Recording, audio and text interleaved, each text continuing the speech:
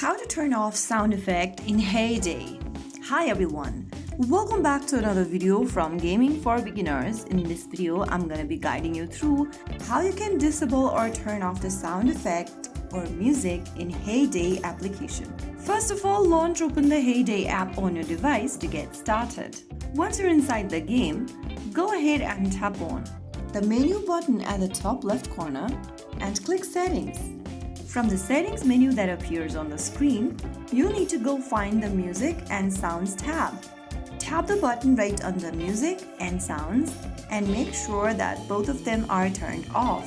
Once you do that, Hay Day will now play silently, perfect for playing without distractions. So that is how you can easily turn off sound effects and music while playing Hay Day. If you found the video helpful, don't forget to like, share and subscribe to our channel. I will be back again in the next episode. Thank you for watching.